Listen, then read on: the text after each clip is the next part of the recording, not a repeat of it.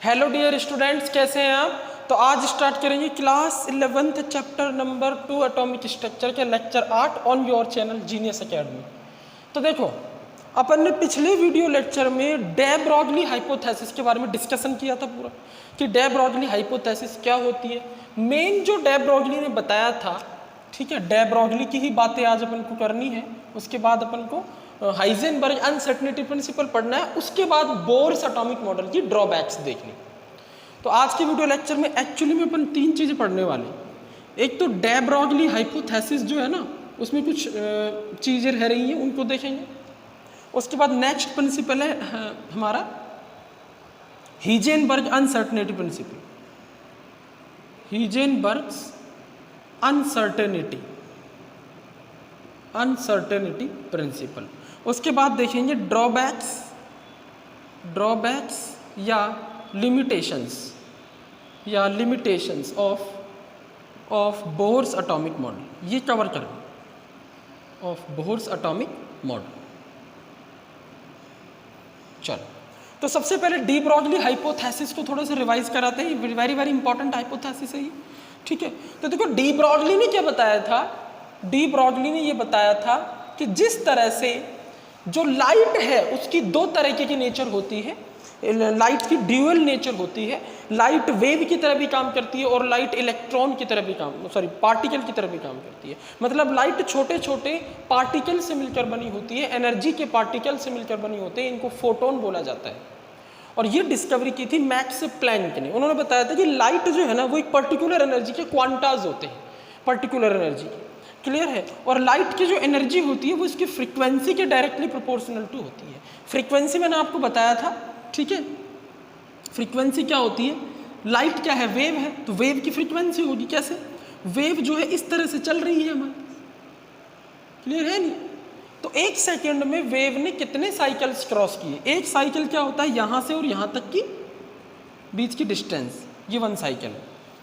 ये एक साइकिल में जो वेव होती है, ये एक बनाती है क्रेस्ट और एक बनाती है ट्रफ। क्रेस्ट ऊपर की तरफ होता है प्लस साइन, ट्रफ नीचे की तरफ होता है माइनस साइन। अरे ये पूरा साइकिल है भैया, तो इसका हाफ क्या होगा, ये क्रेस्ट होगा, और हाफ क्या होगा, ट्रफ। तो वेव ऐसे थोड़ी चलेगी, वेव तो आगे चलेगी, तो इसका हाफ साइकिल ऐसे आगे की तरफ प्रोपेगेट होता हुआ बनाते हैं, ठीक है। तो क्रेस्ट और ट्रफ से एक साइकिल बनी, ठीक है। अब ऐसे कितने साइकिल्स एक सेकेंड में ट्रेवल हुए, वो फ्रीक्वेंसी होती है। सपोज करो एक ये वेव है हमारे पास, इसको यहाँ से और यहाँ तक ट्रेवल होने में लगा 1 सेकेंड, और एक दूसरी वेव और है, उसको यहाँ से यहाँ तक होने में भी 1 सेकेंड का ही टाइम लगा। Both of these wave taken 1 second, ठीक है, to reach from this to this point. Okay, so now you calculating the number of cycles per second for this particular wave. So number of cycles is 1, 2, 3, 4 and 5. 5 cycles traveled by this wave in 1 second. So frequency is 5 CPS. इस wave की frequency कितनी होगी, new की value 5 CPS, 5 cycles per second, या इसी को बोलते हैं 5 हर्ट्स। साइंटिस्ट का नेम है, उनको रेस्पेक्ट देने के लिए हर्ट्स, उनकी यूनिट, उनके नेम पर यूनिट बन गई फ्रीक्वेंसी की। लेकिन जब हम इस वेव की बात करते हैं तो इसकी फ्रीक्वेंसी, इसको भी 1 सेकेंड लग रहा है, यहाँ से यहाँ तक आना। तो इसने कितनी साइकिल्स ट्रेवल की, ओनली 2 साइकिल्स। तो इसकी फ्रीक्वेंसी 2 CPS या 2 हर्ट्स आ रही। It is clear. तो किसी भी वेव की फ्रीक्वेंसी हम निकाल सकते हैं इस तरह से, ठीक है। तो एक बात बताओ, लाइट भी वेव है, तो उसकी फ्रीक्वेंसी क्या होगी, न्यू, और उस फ्रीक्वेंसी की वैल्यू जो होगी, जितनी ज़्यादा होगी उसकी एनर्जी उतनी ज़्यादा। अरे इस लाइट की या इस वेव की एनर्जी ज़्यादा है, ज़्यादा साइकिल्स आ रहे हैं 1 सेकेंड में, और इसकी कम है, कम साइकिल्स आ रही है। क्लियर। तो एनर्जी और फ्रीक्वेंसी ऐसे डायरेक्टली प्रोपोर्शनल टू होती है। तो मैक्स प्लांक ने क्या बताया था, जरा समझो। मैक्स प्लांक ने ये बताया था कि जो लाइट है ना, लाइट ये वेव की तरह काम कर रही है।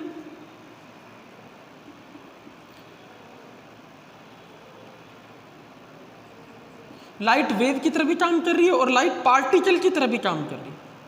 लाइट जो वेव होती है, लाइट जब वेव की तरह काम करती है तो इसकी वेव लेंथ लैम्डा है, और लाइट जब पार्टिकल की तरह काम करती है तो उस पार्टिकल का नाम इन्होंने बोला था फोटोन।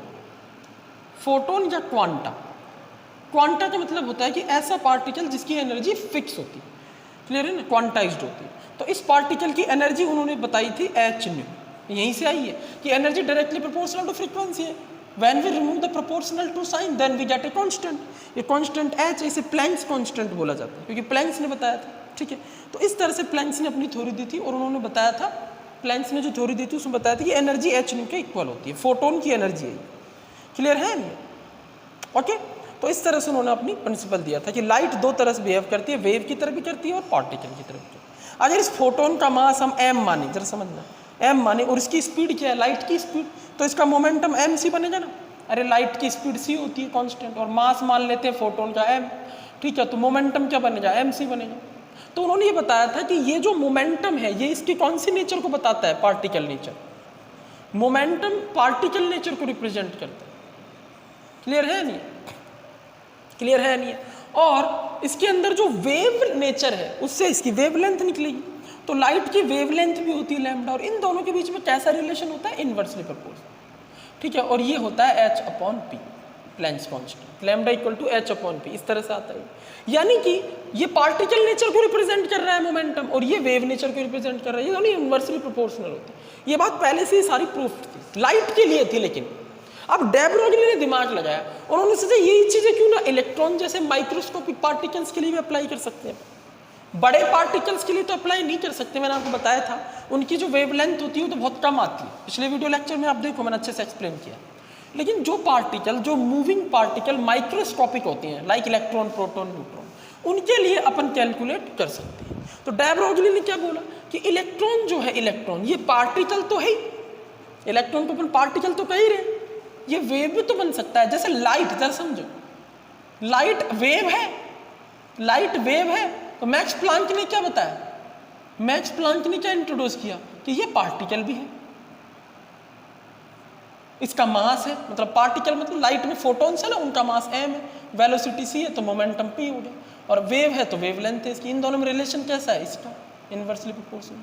तो यही सारी कहानी इन्होंने बताई। डे ब्रोगली ने क्या कहा, इलेक्ट्रॉन पार्टिकल भी है, वेव भी है, मतलब पार्टिकल तो ये है, तो ये वेव भी तो बन सकता है ना। क्लियर है नहीं है? इसकी वेवलेंथ भी तो होती है। तो ये ऐसे इन्होंने कॉन्सेप्ट दिया था, क्योंकि बहुत ही छोटा है, मास इसका कितना है, 9.1 इंटू 10⁻⁻31 kg है, और वेलोसिटी कितनी है इसकी, 2.188 इंटू 10⁻6 मीटर पर सेकेंड है। वेलोसिटी भी खूब हाई है, मास भी बहुत कम है, फोटोन का मास भी बहुत कम होता है, वेलोसिटी भी बहुत हाई होती है। तो जब लाइट पार्टिकल है और वेव भी है, तो इलेक्ट्रॉन पार्टिकल है तो वेव भी तो हो सकता है, ये भी तो वेव हो सकता है। तो इन्होंने कॉन्सेप्ट दिया था, प्रूफ नहीं किया था। प्रूफ बाद में डेविसन और जर्मर नामक साइंटिस्टों ने किया था। डेविसन जर्मर साइंटिस्ट ने इसकी वेव थ्योरी को, इलेक्ट्रॉन की वेव नेचर को प्रूफ करके दिखाया था एक एक्सपेरिमेंट करके। उन्होंने इलेक्ट्रॉन का डिफ्रैक्शन करके दिखाया था। डिफ्रैक्शन वेव की प्रॉपर्टी होती है। I again repeat, diffraction wave की प्रॉपर्टी होती है। ये सारी चीज़ें पिछले वीडियो लेक्चर में मैंने बताई थी आपको, दोबारा इसलिए रिवाइज किया क्योंकि ये जरूरी है, बहुत इंपॉर्टेंट चीज़ है डे ब्रोगली। तो लास्ट में फाइनली उन्होंने ये बताया कि वेवलेंथ, इलेक्ट्रॉन की वेवलेंथ लैम्डा होगी, ये इलेक्ट्रॉन वेव की तरह काम कर रही है, ये प्लैंक्स कांस्टेंट है, और इसकी मोमेंटम p बनेगा इलेक्ट्रॉन का। क्लियर? और मोमेंटम क्या बनेगा, इलेक्ट्रॉन का मास इनटू इलेक्ट्रॉन की वेलोसिटी, या माइक्रोस्कोपिक पार्टिकल का मास। जरूरी नहीं इलेक्ट्रॉन, कोई बहुत छोटा पार्टिकल भी हो सकता है जिसका मास m है, उसकी वेलोसिटी v। क्लियर है? जैसे इलेक्ट्रॉन के लिए v की वैल्यू है, m की वैल्यू है, यहाँ रखेंगे मोमेंटम बनेगा। ये मोमेंटम जितना ज़्यादा बनेगा उतनी ही कम वेव नेचर आएगी। यानी वेव नेचर और पार्टिकल नेचर ये दोनों एक दूसरे के इनवर्सली प्रोपोर्शनल। क्लियर हो रही है कहानी? वेव नेचर और पार्टिकल नेचर ये दोनों एक दूसरे की इनवर्सली प्रोपोर्शनल टू होती है। ये सारी चीज़ें अपन ने डे ब्रोगली में सीखी थी। क्लियर हो रही है कहानी? चलो अब अपन को आगे की बातें करें।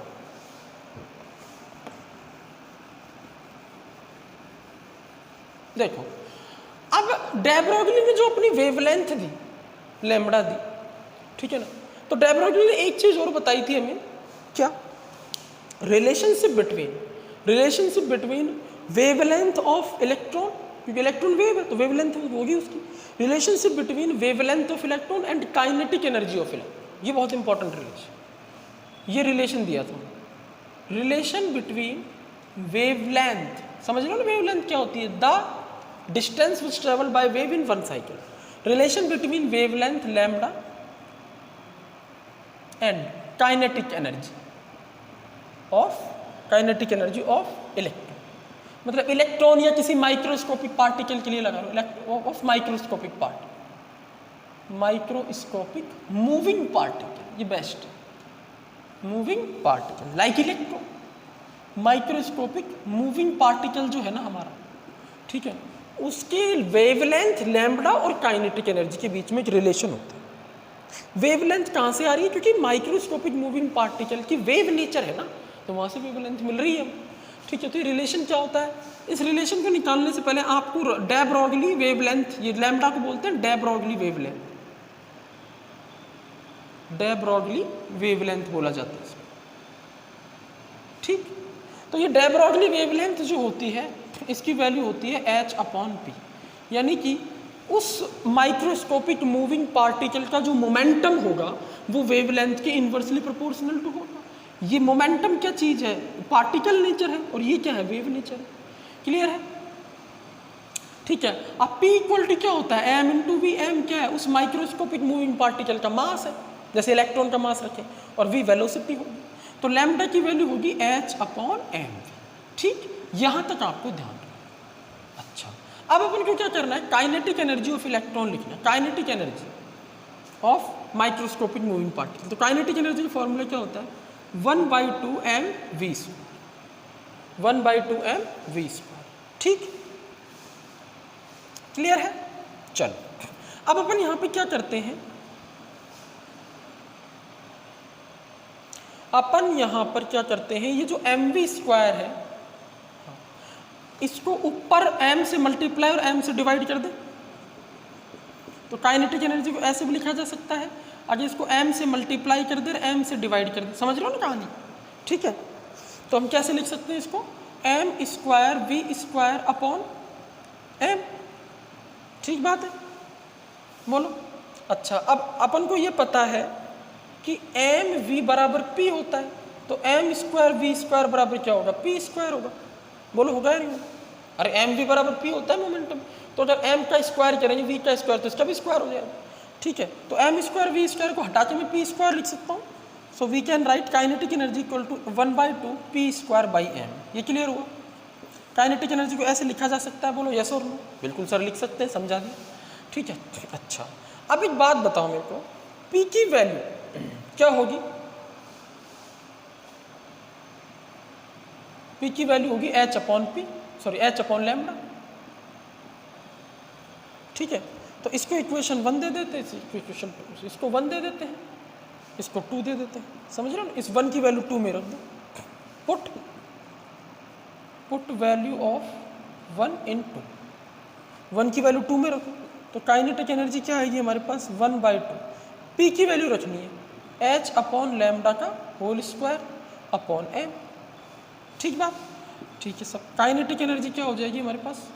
1/2 h² upon h² m। Clear है?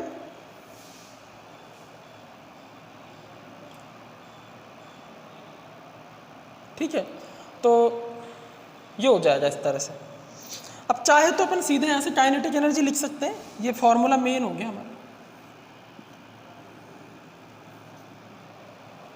अब अगर आपको वेवलेंथ निकालनी हो तो आप वेवलेंथ निकाल सकते हो।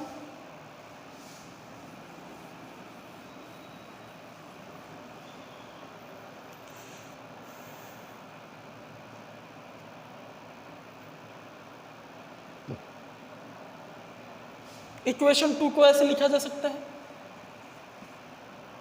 देखो, p² equal to 2m kinetic energy. Okay, तो p इक्वल टू क्या हो जाएगा? √2m kinetic energy. ठीक है, ऐसे लिख सकते हैं, कैसे भी लिख लो। अब p क्या है? देखो h/λ है, p यहाँ पर h/λ है, तो हम इसको ऐसे लिख सकते हैं h/λ equal to √2m k। Clear है? तो लैम्बडा की वैल्यू हो जाएगी h/√2m k। मैंने अलग अलग तरह से आपको जो पॉसिबल तरीके थे सबसे लिख के दिखाया। तो ये वेवलेंथ निकाल सकते हैं अपन, काइनेटिक एनर्जी दी हुई हो तो हम वेवलेंथ कैलकुलेट कर सकते हैं। This is very very important equation. इसको डाल लो 3, तो इसको नोट कर लो या स्क्रीनशॉट ले लो। देखो मैं दोबारा बता देता हूँ, कन्फ्यूजन हुआ तो de Broglie wavelength lambda H upon P हो गया, काइनेटिक एनर्जी ये होगी, इसको ऊपर मल्टीप्लाई एम से किया, नीचे एम से डिवाइड किया, तो एम स्क्वायर वी स्क्वायर को पी स्क्वायर लिख दिया, m v equal to p, तो ये पी स्क्वायर हो गया बाई एम। अब आप सीधा इसको पी स्क्वायर निकाल लो यहाँ से, अगर आप इसको स्किप करना चाहते हो तो इसको हटा सकते हो, clear, sorry sorry sorry sorry, हाँ इसको हटा सकते हो भाई। अगर आप वैल्यू नहीं रखनी है, आपको ये वैल्यू एच अपॉन लैम्डा इस तरह नहीं रखनी, तो आप सीधा पी निकाल लो। अगर आपको मोमेंटम काइनेटिक एनर्जी और लैम्डा के बीच में रिलेशन चाहिए ना, तो आप सीधा यहाँ से निकाल लो, कैसे, पी स्क्वायर टू, यहाँ से पी स्क्वायर लिख लो 2m के, क्लियर है। अब P equal to root 2m के, h by lambda equal to root 2m के, lambda equal to H upon root 2m के, ये इंपॉर्टेंट इक्वेशन, इंपॉर्टेंट, ये काम आ सकती है आपको, ठीक है। यहाँ मैंने क्या किया, वैल्यू रख दी 1 की 2 में, 1 की वैल्यू को यहाँ पर सीधा लिखा के 2 में रख दिया एच बाई लैम्डा को, काम ये इस तरह से भी आ सकती है काम। सपोज करो आपको लैम्डा दे दी जाए, मास दे दिया जाए, एस दे दिया, आपको काइनेटिक एनर्जी पूछ ली, तो आप कौन सी इक्वेशन यूज करोगे, यही करो, क्लियर है नहीं। और अगर मान लो आपको काइनेटिक एनर्जी नहीं दे करके और लैम्डा दे दिया जाए, तो ये यूज करोगे, लैम्डा नहीं दे करके काइनेटिक एनर्जी दे देती, यूज करो। लैम्डा आपको नहीं दिया, पूछ रहा है काइनेटिक एनर्जी दे दीजिए, यूज कर लेना। और काइनेटिक एनर्जी पूछ रहा है, लैम्डा नहीं दिया होगा, लैम्डा दिया होगा तो ये यूज करो, डिपेंड करेगा कंडीशंस पे, पर ज़्यादातर ये ज़्यादा काम आता है, ठीक है। अभी क्वेश्चन करते हैं अपन इस पर बेस्ड, नोट कर लिया होगा आपने। देखो जरा क्वेश्चन बड़ा इंपॉर्टेंट है, न्यूमेरिकल सॉल्व करते हैं।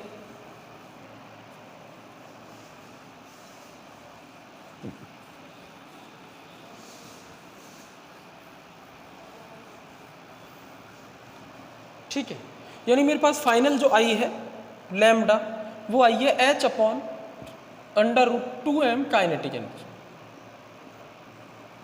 ठीक। अब क्वेश्चन सॉल्व करते हैं।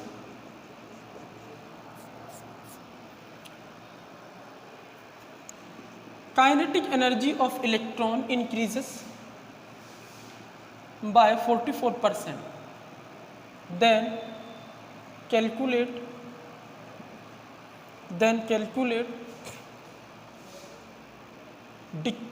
decrement in wavelength change।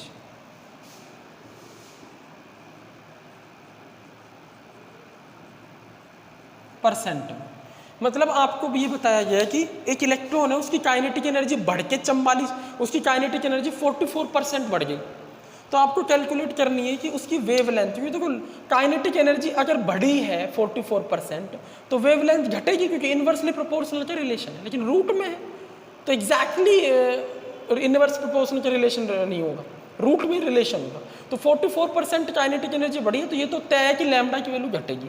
तो ये कह रहा है कैलकुलेट डिक्रीमेंट, यानी कमी कितनी हुई वेवलेंथ में, वेवलेंथ चेंज कितनी हुई है, कितने परसेंट चेंज हो, परसेंटेज चेंज इन वेवलेंथ निकालना है।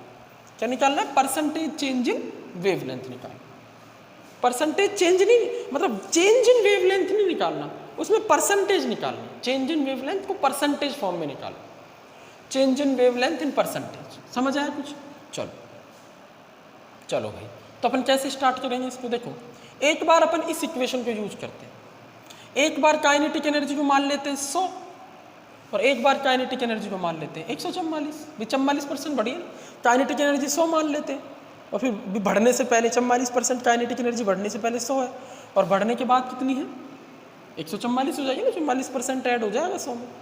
चलो, तो अब काइनेटिक एनर्जी 100 है, तो लैम्डा इनिशियल हो जाएगी, लैम्डा इनिशियल क्या होगी, h अपॉन रूट 2m 100, यहाँ लिख देंगे 100, और ये फाइनल हो जाएगी चेंज होने के बाद h upon root 2m 144। Clear है यहाँ तक, क्लियर है नहीं है बोलो, ठीक है। ये इनिशियल वेवलेंथ आ गई और ये फाइनल वेवलेंथ आ, ठीक है। अब अपन को क्या करना है, चेंज इन वेवलेंथ निकालो, चेंज इन वेवलेंथ, पहले ये निकालो, उसके बाद फिर परसेंटेज चेंज निकालेंगे, पहले चेंज निकालो। चेंज इन वेवलेंथ क्या होगा, डेल्टा लैम्डा, मतलब चेंज क्या आएगा, चेंज आएगा हमारा जो फाइनल है वेवलेंथ माइनस इनिशियल, फाइनल में से इनिशियल सब्सट्रैक्ट कर देंगे, ठीक। तो अब जरा बताओ फाइनल क्या है हमारे पास, h upon under root of 2m 144 minus h upon under root of 2m 100, ठीक है, ये चेंज हो गया, अब देखो इसको अपन इसमें से कॉमन ले सकते हैं क्या, इसको ऐसे लिख सकते हैं अपन h अपॉन रूट 2m, 144 को बाहर ले लो 1/12, क्योंकि 12 का स्क्वायर 144 होता है तो 144 का स्क्वायर रूट 12 होगा, माइनस h अपॉन, ठीक है इसको ऐसे लिख सकते हैं रूट अंडर रूट 2m। दिख रहा है आपको बोर्ड, चलो दिख रहा है ना, h upon under root 2m। अब 100 मतलब इसको लिख सकते हैं अपन 10, 1/10 बाहर लेते, ठीक है। तो ये हो जाएगा भैया, इसको कैलकुलेट करेंगे डेल्टा लैम्डा इक्वल टू, ये कॉमन आ जाएगा h upon root 2m common, और अंदर बच जाएगा 1/12 माइनस 1/10, ठीक है। तो ये तो हो गया चेंज। अब ये तो चेंज हो गया, चेंज इन वेवलेंथ। अब हमें परसेंटेज चेंज इन वेवलेंथ निकालना, ये कैसे निकलेगा, ये निकलेगा चेंज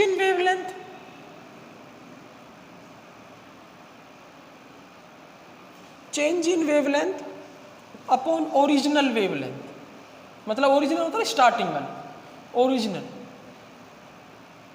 इनटू 100, समझ में, परसेंटेज के लिए 100 से मल्टीप्लाई कर देंगे। तो परसेंटेज चेंज इन वेवलेंथ क्या है, चेंज इन वेवलेंथ लिखेंगे अपन h अपॉन रूट 2m, यहाँ है 1/12 माइनस 1/10, डिवाइड करेंगे ओरिजिनल वेवलेंथ से। ओरिजिनल वेवलेंथ कितनी है, h upon root 2m 100, h upon root 2m, और 100 को क्या लिख सकते हैं 1/10। आई होप क्लियर हुआ, ठीक है। ये कैंसिल हो जाएगा एज इट इज, तो ये बचेगा 1/12 माइनस 1/10 अपॉन 1/10, यानी ये बच जाएगा हमारे पास, इससे मल्टीप्लाई हो जाएगा, ठीक है।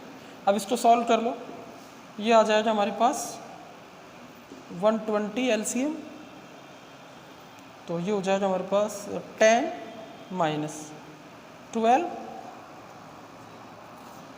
इंटू 10, ठीक है। ये 0 से 0 कैंसिल,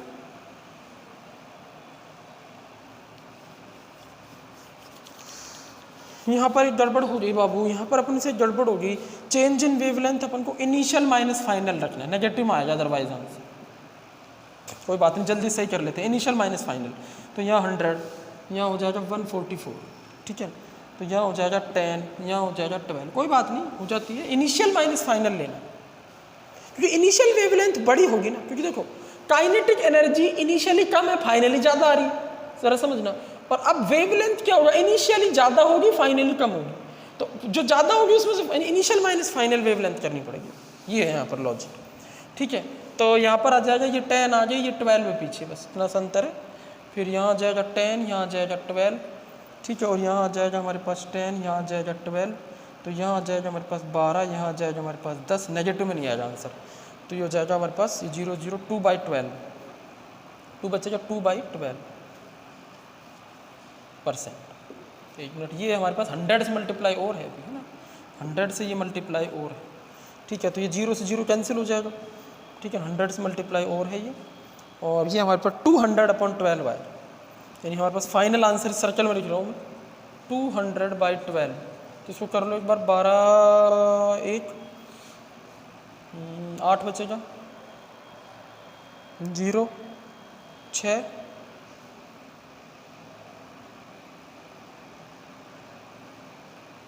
8 बचेगा, 16.6%, ये आंसर। यानी काइनेटिक जो हमारा वेवलेंथ में चेंज आएगा वो इतना आएगा। अच्छा, ये कम होगा, ये इतनी वेवलेंथ कम होगी या ज़्यादा होगी? 16.6% जो वेवलेंथ आ रही है, वेवलेंथ में जो चेंज हो रहा है बच्चों, ये 16.6% आ रहा है, तो ये वेवलेंथ कम होगी या ज़्यादा होगी? जरा सोचो, कम होगी। वेवलेंथ में चेंज कम हुआ है ना, इतनी कमी हुई है भाई। काइनेटिक एनर्जी में वृद्धि हुई है, इंक्रीज हुई है 40-44%, तो लैम्डा तो डिक्रीज होगी। अब परसेंटेज में कितनी कम होगी? वो 16.6% कम। तो ये आपका फाइनल आंसर, ये है percentage change in wavelength 16.6%। Note कर लो, इस चीज़ वेरी वेरी इंपॉर्टेंट। चलो बहुत बढ़िया। अब अपन स्टार्ट करते हैं। ये होगी हमारी काइनेटिक एनर्जी और लैम्डा के बीच में रिलेशन, और उस पर बेस्ड एक बहुत ही अच्छा न्यूमेरिकल। आपको ये न्यूमेरिकल जो है ये रेशो पर बेस्ड था एक तरह से। अब आपको दे सकता है काइनेटिक एनर्जी सीधी यहाँ दे दी जाए, मास रखना, वेवलेंथ निकल जाएगी, ठीक है। उस वेवलेंथ को निकलवा के और फिर मोमेंटम पूछ ले, तो lambda equal to H upon p से मोमेंटम निकाल लेना।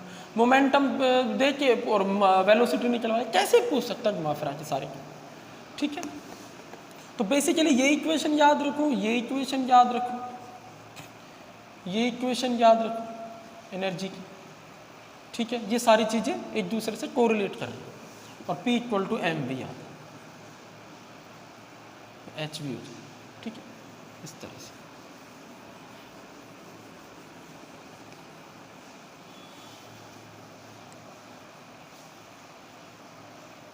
चलो अब अपन स्टार्ट करते हैं नेक्स्ट प्रिंसिपल, उसके बाद लिमिटेशंस देखेंगे। D broadly Heisenberg uncertainty principal.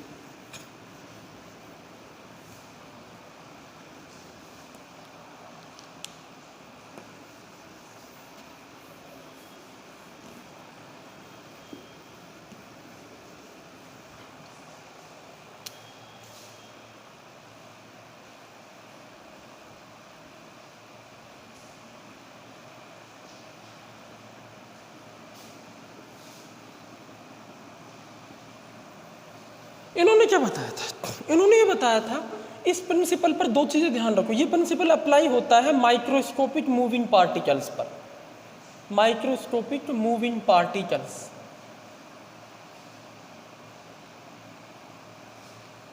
ठीक है, माइक्रोस्कोपिक मूविंग पार्टिकल, और उस पार्टिकल की ड्यूअल नेचर होनी चाहिए, या अपन कह सकते हैं कि वेव नेचर होनी चाहिए, ठीक है ना, वेव नेचर। क्रिकेट की बॉल पर नहीं अप्लाई कर सकते वेव नेचर, क्रिकेट की बॉल की वेव नेचर तो आएगी ही नहीं, लैम्डा की वैल्यू बहुत कम आई थी, अपन ने देखी थी। वेव नेचर होनी चाहिए, पार्टिकल होना चाहिए माइक्रोस्कोपिक, उसकी वेव नेचर भी होनी चाहिए। क्लियर है नहीं? पार्टिकल में क्या होना चाहिए? मोमेंटम होना चाहिए। मोमेंटम क्या होगा? P equal to m v, ठीक है, और उसकी कोई पोजीशन होनी चाहिए। पोजीशन मतलब वो कहाँ है एटम, उसको अपन x मान लें। पार्टिकल जो वेव की तरह काम कर रहा है उसका मोमेंटम भी है और पोजीशन।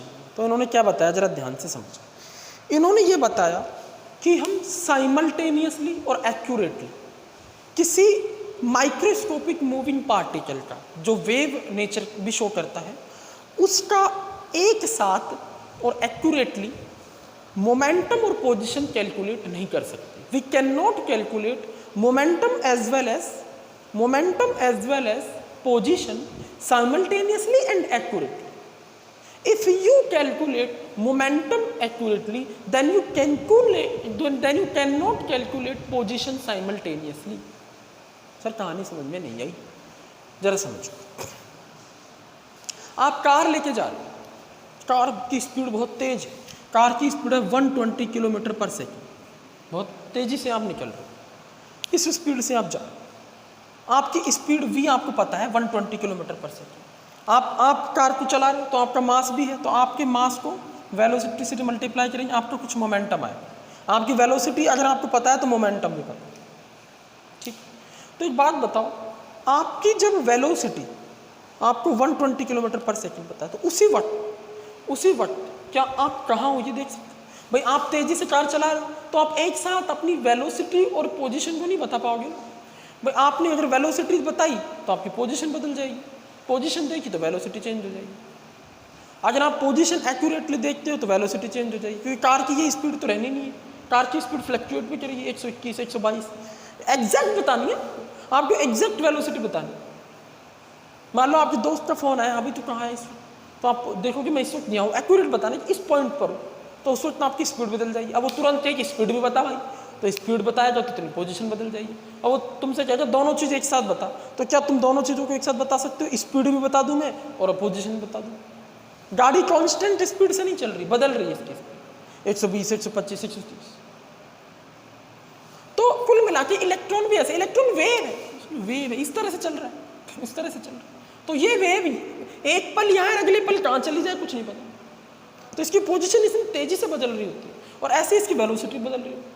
अगर आप इसकी पोजीशन एक्यूरेटली निकालते हो तो उसी वक्त इसकी वेलोसिटी या मोमेंटम नहीं निकाल सकते एक्यूरेटली, और अगर आप इसका मोमेंटम एक्यूरेटली निकाल रहे हो तो इसकी पोजीशन एक्यूरेटली नहीं निकाल सकते। मतलब कोई एक चीज़ एक्यूरेटली निकल जाएगी, दूसरी नहीं निकलेगी। एक चीज को अगर आप एक्यूरेटली निकालते हो दूसरी में 100% एरर आ जाएगी, नहीं निकलेगी। और एक चीज को आप 100% सही निकालते हो दूसरे में एरर आ जाएगी। तो कहने का मतलब है इस तरह से उन्होंने दिया था। तो अनसर्टेनिटी का मतलब है एरर, समझो यहाँ पर अनसर्टेनिटी का मतलब यहाँ पर एरर से, एक चीज में एरर बरकरार रहेगी। ठीक है, तो प्रिंसिपल क्या है जरा समझो, डेफिनेशन क्या है इस प्रिंसिपल की। Simultaneously and accurately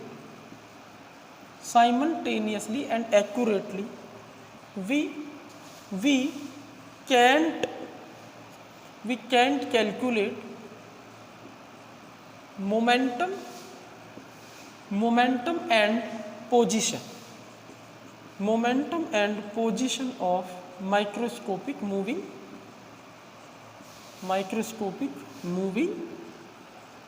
particle which show wave nature।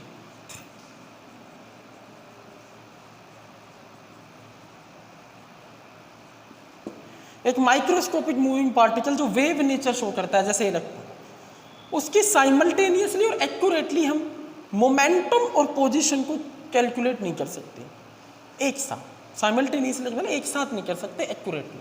ऐसे नहीं कि आप 100% उसका मोमेंटम भी बता दोगे और 100% उसी पॉइंट पर आप उसकी पोजीशन बता दोगे, ये एक साथ पॉसिबल नहीं।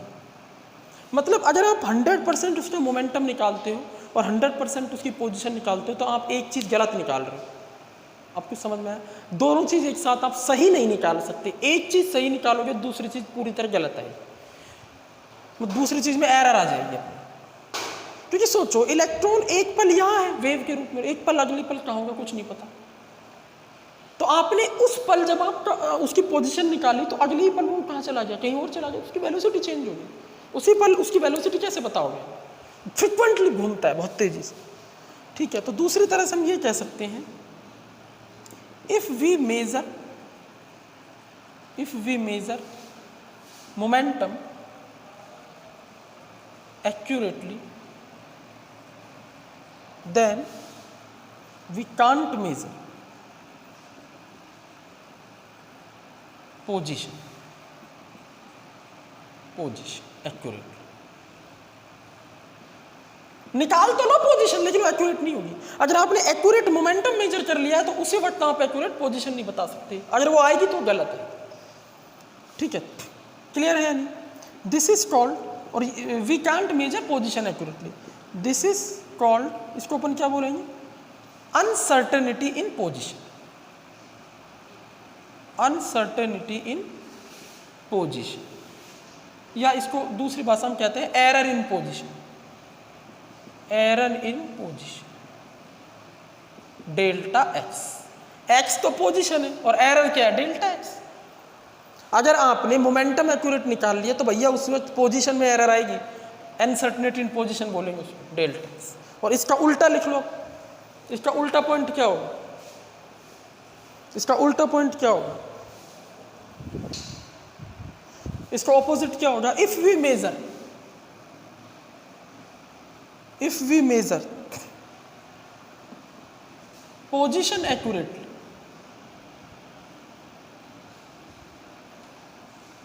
then we can't measure momentum accurately।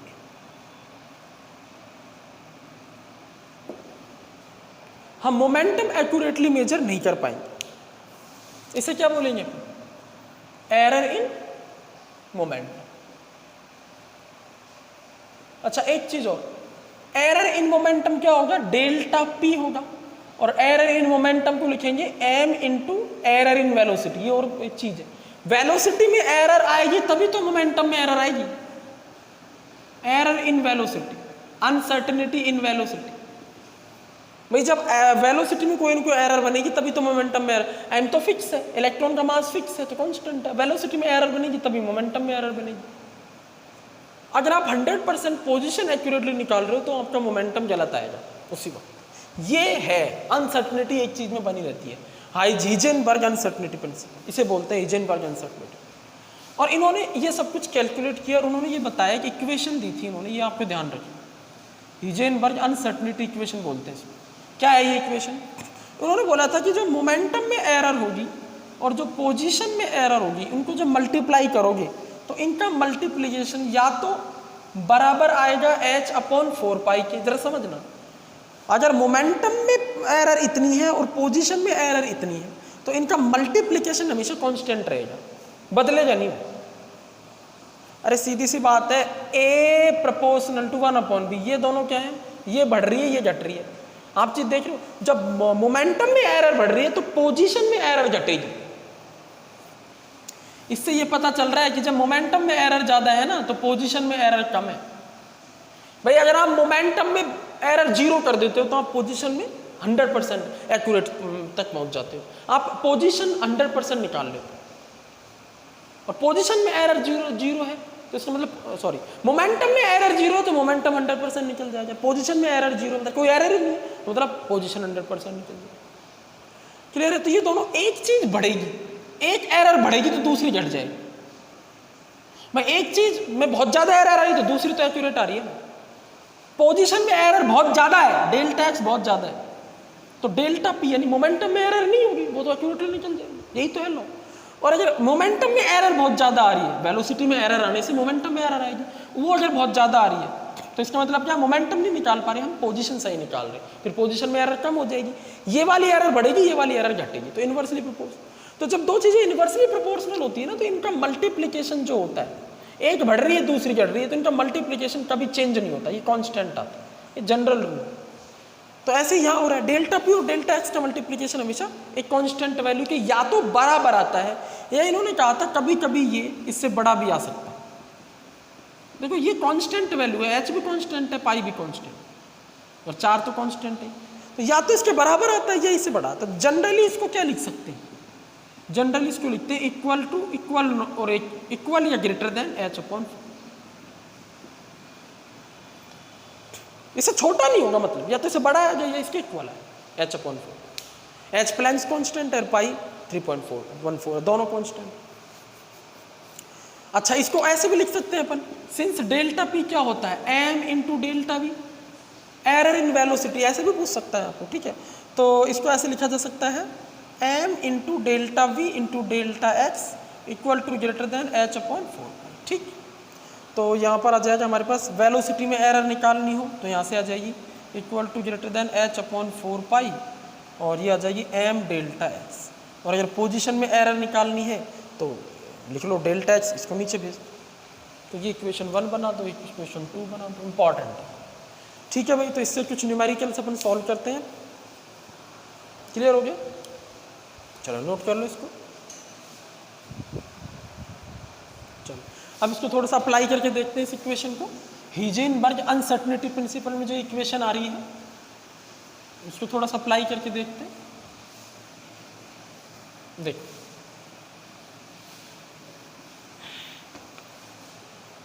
देखो जरा, एरर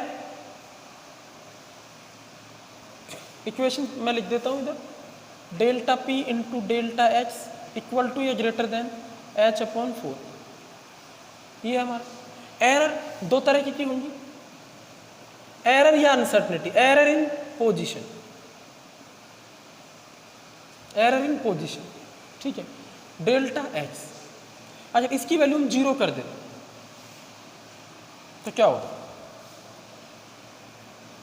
तो सोचो delta p greater than equal to h/4π into delta x, तो डेल्टा पी की वैल्यू क्या आएगी, इनफाइनाइट आएगी, क्योंकि ये 0 है, डिवाइड करोगे इनफाइनाइट, 0 किसी, ठीक है। तो डेल्टा पी इनफाइनाइट मतलब क्या हुआ, अगर पोजीशन में एरर नहीं है,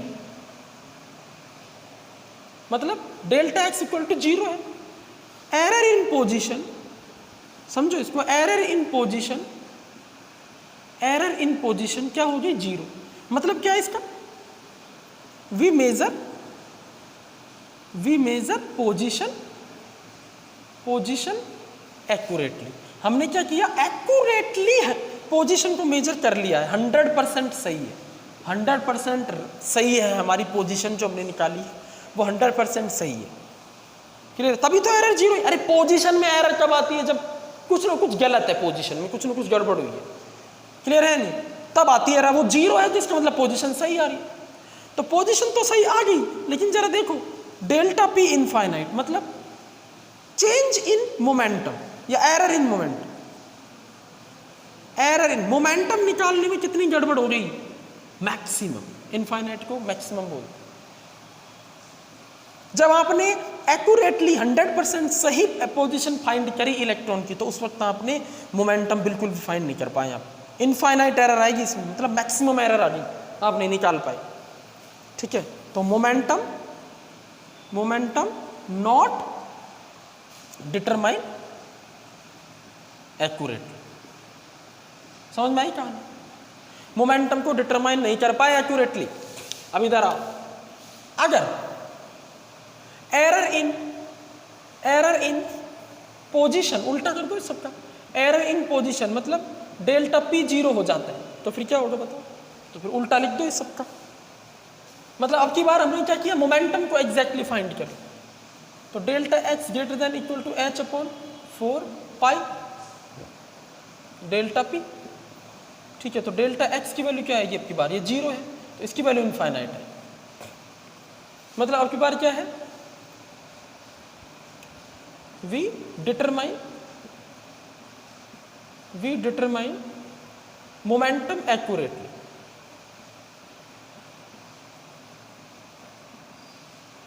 but can't determine position। क्यों? अरे मोमेंटम में एरर जीरो है, मतलब मोमेंटम सही आ रहा है, लेकिन पोजीशन में एरर इनफाइनाइट हो गई, मतलब मैक्सिमम एरर आ रही है, मतलब ये नहीं निकल पाए। तो ये है अनसर्टेनिटी। एक चीज को निकालते हो सही तो दूसरे में अनसर्टेनिटी आ जाती है, दूसरे को सही निकालते हो तो पहले में अनसर्टेनिटी आ जाती है। क्लियर हुआ? अब कुछ न्यूमेरिकल से और अच्छे से क्लियर होगी कहानी। 2 न्यूमेरिकल लेके आया मैं आपके लिए, 2 क्या 3 देख लेते हैं, उसके बाद बोर की लिमिटेशन से 2 न्यूमेरिकल देख लेते हैं, एक मैं आपको घर के लिए दे दूँ। देखो, इफ क्वेश्चन है, if error in momentum and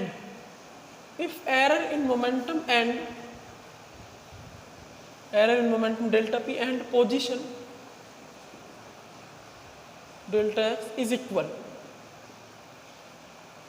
for electron के लिए एरर इन मोमेंटम और एरर इन पोजीशन, मतलब जितनी एरर मोमेंटम में आ रही है उतनी ही एरर पोजीशन में अगर आ रही है, then find error in momentum.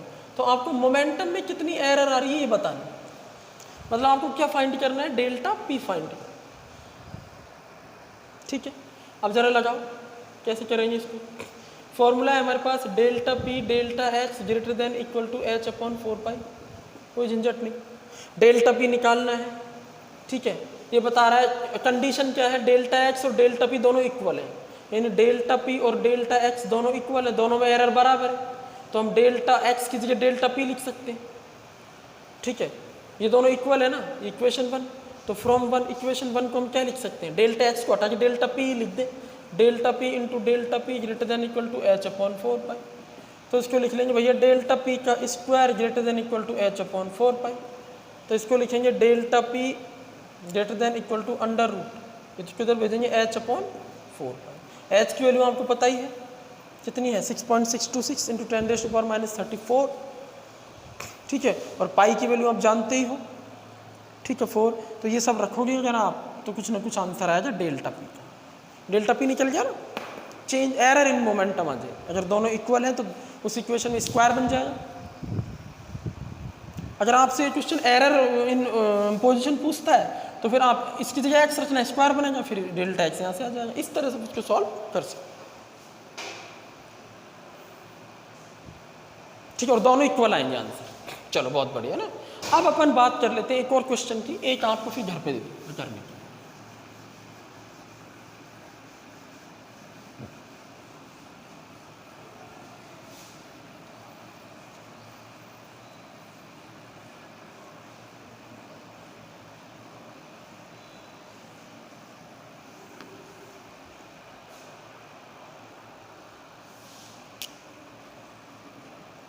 Velocity of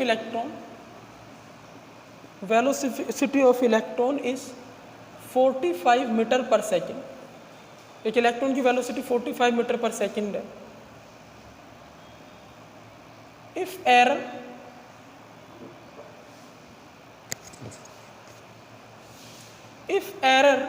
in velocity is 2%, अगर वेलोसिटी में एरर कितनी है 2% है, इलेक्ट्रॉन की वेलोसिटी ये है लेकिन इसमें एरर है 2%, मतलब ये हमें क्या दी हुई है, डेल्टा वी की वैल्यू दी हुई है परसेंट में। If error in velocity is 2% then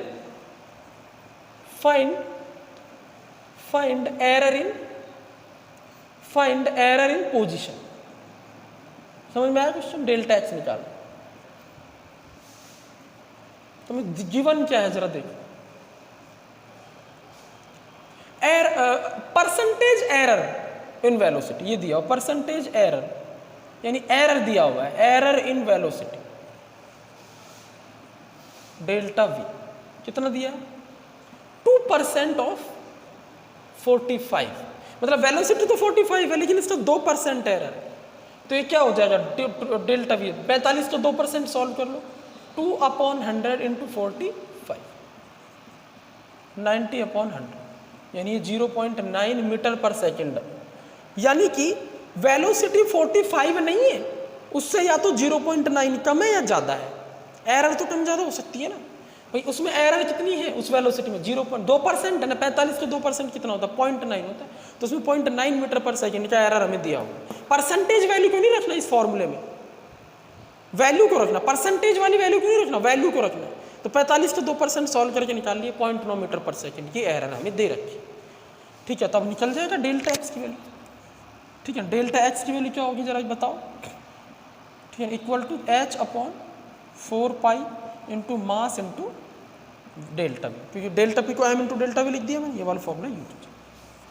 ठीक है, तो यहाँ पर डेल्टा एक्स की वैल्यू आ जाएगी 6.626 Planck's constant minus 34 joule into second में 4 into 3.14 into mass 9.1 into 10⁻⁻31 kg में, और डेल्टा वी कितना है देखो 0.9। ठीक है, तो डेल्टा एक्स की वैल्यू आएगी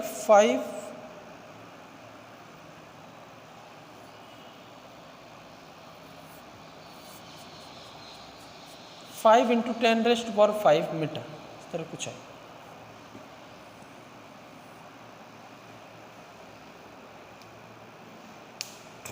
यानी एरर इतनी है, जरा देखो वेलोसिटी में एरर बहुत कम है 0.9, तो ये एरर देखो कितनी बढ़ गई, एक एरर कम है तो दूसरी एरर बहुत ही ज़्यादा है। ठीक, इस तरह से अपन कैलकुलेट कर सकते हैं। चलो बहुत बढ़िया।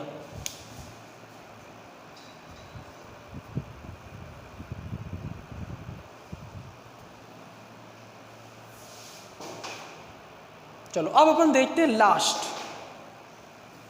टॉपिक आज का, वो है बोहर्स एटॉमिक मॉडल जो था उसकी limitations.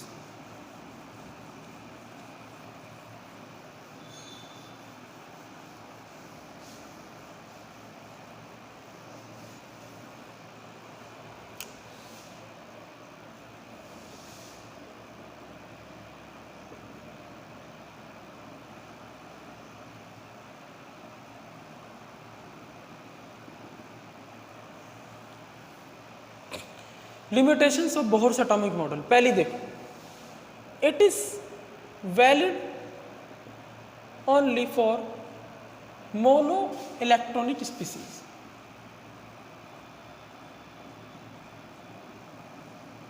Mono electron species like hydrogen He+2 Li He+Li+2 बेरिलियम+3, इन पर ही एप्लीकेबल, क्योंकि इन सब में एक इलेक्ट्रॉन होता है।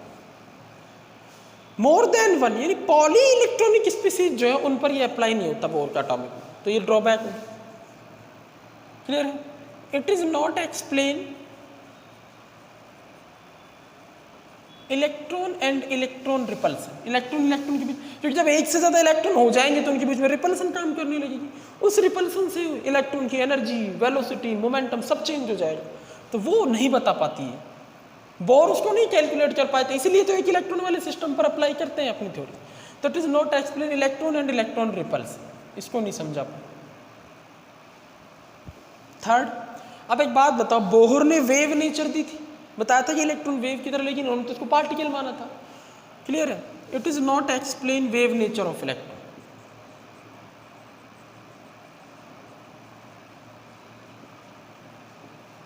वेव नेचर ऑफ इलेक्ट्रॉन की पार्टिकल ही नेचर होती है सिर्फ ये।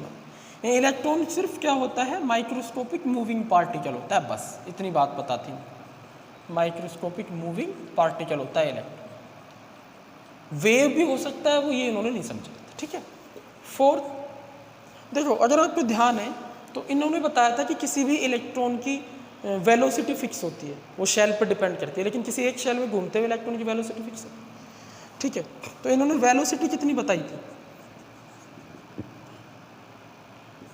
nth शेल में घूमते हुए इलेक्ट्रॉन 2.188 × 10⁻⁶ Z/n, ये बताई थी। तो एक तरह से किसी भी शेल में फिक्स होगी वेलोसिटी, पहले शेल में फिक्स होगी, दूसरे में फिक्स होगी। जेड की वैल्यू हाइड्रोजन के लिए फिक्स है, तो किसी भी शेल में फिक्स होती है वेलोसिटी। ठीक है, और इसी वक्त जैसे पहले शेल में वेलोसिटी आएगी हमारी, हाइड्रोजन के पहले शेल में इतनी आएगी, क्योंकि यहाँ 1 रखेंगे। इसी वक्त अगर इसकी हम पोजीशन देखेंगे,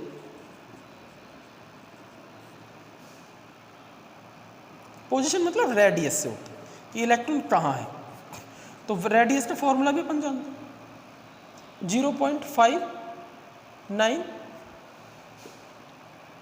n²/z। ठीक है, एंगस्ट्रॉम, ये भी उन्होंने बताया था। अरे पहले शेल में इलेक्ट्रॉन की पोजीशन क्या होगी, ये हो जाएगी n के स्क्वायर 1 रखेंगे बाई जेड, ये हो जाएगी इतने एंगस्ट्रॉम। हाइड्रोजन के पहले शेल में पोजीशन ये होगी और उसी वक्त वेलोसिटी ये होगी। तो एक साथ पोजीशन और वेलोसिटी एक्यूरेटली निकाल पा रहे हैं, जबकि हीजेनबर्ग ने बताया था कि अभी तो पढ़ा है, एक साथ इलेक्ट्रॉन की पोजीशन निकाल ली तो वेलोसिटी में एरर आएगी, वेलोसिटी सही निकाल ली तो पोजीशन में एरर आएगी। तो दैट मीन्स हीजेनबर्ग की अनसर्टेनिटी प्रिंसिपल को एक्सप्लेन नहीं कर पाए, ये तो सर्टेन मान के चल रहे हैं। तो नॉट एक्सप्लेन अनसर्टेनिटी प्रिंसिपल।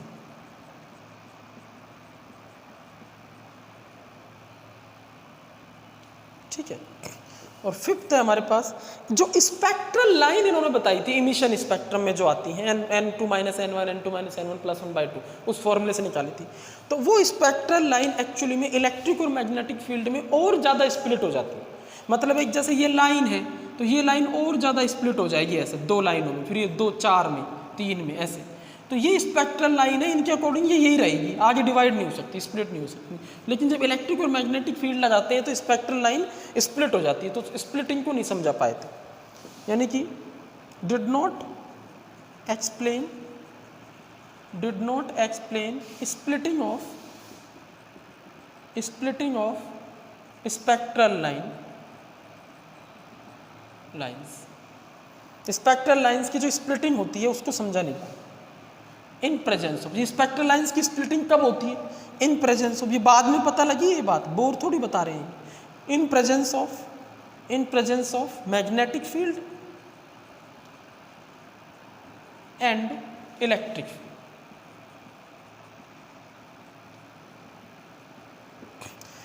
जो बोर ने बताया था कि स्पेक्ट्रल लाइनें बनती हैं जब इलेक्ट्रॉन ऊपर वाले लेवल से नीचे वाले लेवल में आता है, तो वो स्पेक्ट्रल लाइन मैग्नेटिक फील्ड में टूट जाती हैं और ज़्यादा स्प्लिट हो जाती है, ब्रेक हो जाती है, मैग्नेटिक फील्ड में टूट जाती है।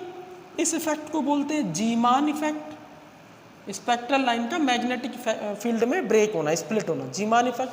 और इलेक्ट्रिक फील्ड में स्प्लिट होना होता है स्टार्क इफेक्ट। ये 2 साइंटिस्ट थे, इन्होंने ये डिस्कवरी की थी।